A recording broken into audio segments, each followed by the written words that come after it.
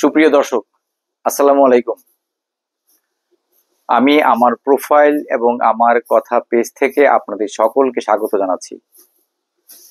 আমি সেদিন আমার প্রোফাইলে, আমার পেজে লিখেছিলাম যে ভারত যে সিমলা চুক্তি নিয়ে কথা বলছে, সেই সিমলা চুক্তি নিয়ে কয়েকটি কথা বলবো।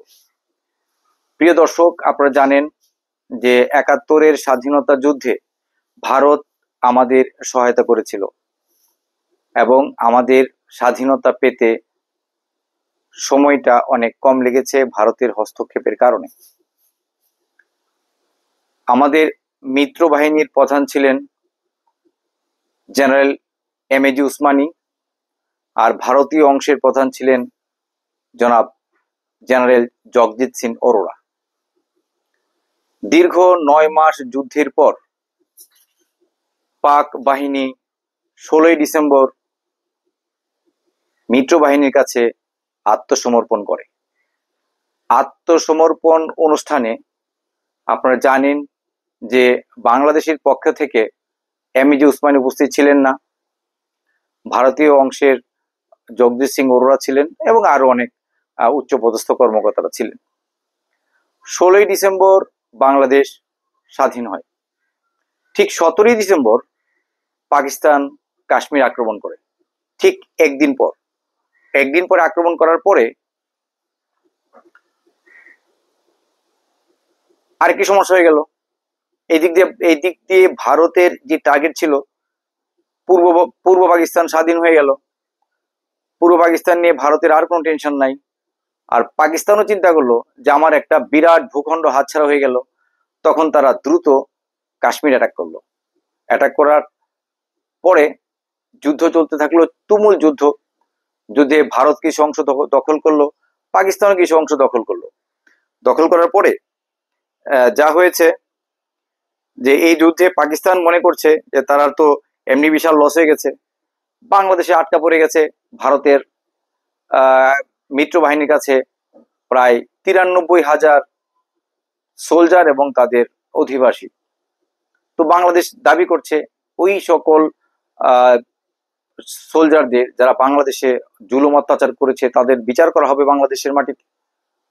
ভারতও তাতে রাজি হয়েছে, পাকিস্তানকে বলেছে হ্যাঁ তোমার সোলজারদের বিচার হবে, এবং ওই সব সোলজার বন্দী ছিল ভারতীয় কারাগারে।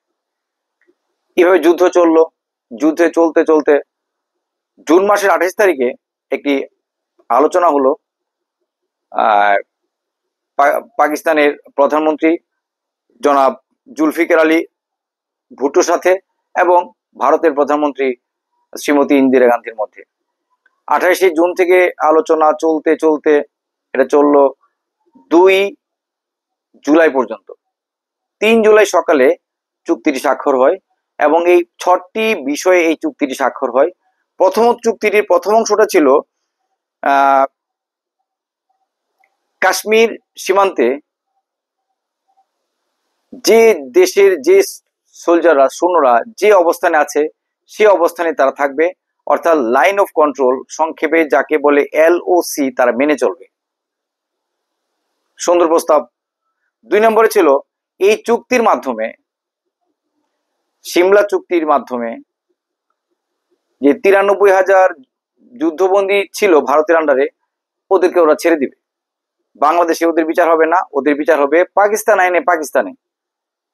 এই চুক্তিটি আড়ালে অনেক নেপথ্যে অনেক ঘটনা আছে যে ভারত এই চুক্তির মাধ্যমে পাকিস্তানের সাথে যুদ্ধটাকে বন্ধ করে, বাংলাদেশের এই যুদ্ধবন্দী তারা অস্ত্র হিসেবে ব্যবহার করে।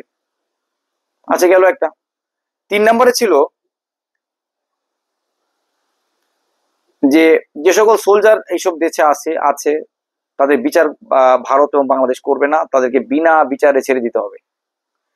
৪ নম্বর চুক্তিতে ছিল যে ভবিষ্যতে যদি এই কাশ্মীর নিয়ে কোনো সমস্যা দেখা দেয় তাহলে ভারত এবং পাকিস্তান দু দেশই মিলে এই সমস্যার সমাধান করবে, ত্রিপাক্ষিক কোনো আলোচনা হবে না। ৪ নম্বরে ছিল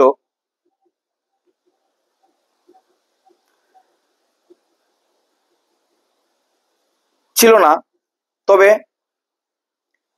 এখানে এই যুদ্ধের সময় ভারত কাশ্মীরের প্রায় ৫ বর্গ কিলোমিটার এলাকা দখল করে ফেলেছিল। এই অংশটা ভারত ছেড়ে দিবে। ভারত ছেড়ে দিয়েছে, পাকিস্তানের লাভ হয়েছে। আর 6 নম্বরে ছিল দুই দেশের বর্ডারে, যেমন কাশ্মীর বর্ডারে অনেকে আত্মীয় স্বজন আছে যারা পাকিস্তান অংশে বিয়ে করেছে, সন্তান সন্ততি আছে, তারা থাকে ভারতীয় অংশে। আর ভারতীয় অংশের ওরা ছিল পাকিস্তান অংশে। ওরা নির্দ্বিধায় নির্বাধায় শুধু সীমানা মানে পার হবে। এই ছিল সিমলা চুক্তিতে। সিমলা চুক্তি সম্প্রতি ভারত পাকিস্তান যে উত্তেজনা এবং যুদ্ধ শুরু হয়ে গেছে, তো ওখানে ভারত শুরুতেই সিমলা চুক্তি, যেটা 1960 সালে হয়েছিল একটা বিশ্ব ব্যাংকের মধ্যস্থতায়, পাকিস্তান ভারত এবং বিশ্ব ব্যাংকের মধ্যস্থতায় চুক্তি হয়েছিল। ভারত এককভাবে চুক্তি লঙ্ঘন করে কোনো পক্ষেই চুক্তিটি বন্ধ করতে পারবে না, স্থগিত করতে পারবে না, এই ছিল শর্তে। কিন্তু ভারত তা মানেনি, না মেনে এই কাজটি করেছে। দ্বিতীয়ত পাকিস্তান করলো কি, তারা সিমলা চুক্তি বাতিল করে দিল, যে সিমলা চুক্তি আর মানি না। তাতে এলওসি আর নিয়ন্ত্রণ থাকলো না, যার যে অবস্থা আগে ছিল সেটাই হয়েছে। আর সিমলা চুক্তিতে ভারতের যে কটুক লাভবান, পাকিস্তানের বা কি, পাকিস্তান তার সোলজাররা নিয়ে গেছে, তাদের যে যুদ্ধবন্দী ছিল তারা নিয়ে গেছে। এখন সিমলা চুক্তি নিয়ে খুব একটা দরকার নেই। যুদ্ধ ভাব, যুদ্ধ হচ্ছেও, এক এক দেশ আক্রমণ করছে, কি অবস্থা চলছে। তো ভারতীয় একটি চ্যানেল বলছিল যে সিমলা চুক্তি যদি পাকিস্তান অস্বীকার করে, পরিণামে বাংলাদেশকে অস্বীকার করা, এই চুক্তির কোথাও এই বিষয়ে কিছু উল্লেখ নেই। তবে একটি জায়গায় বলা ছিল যে পাকিস্তান বাংলাদেশকে স্বীকৃতি দিবে, এটা মৌখিক কথা ছিল। তো এই হচ্ছে সিমলা চুক্তি নিয়ে অবস্থা। তো প্রিয় দর্শক, আজকে এই পর্যন্তই। ধন্যবাদ সবাইকে।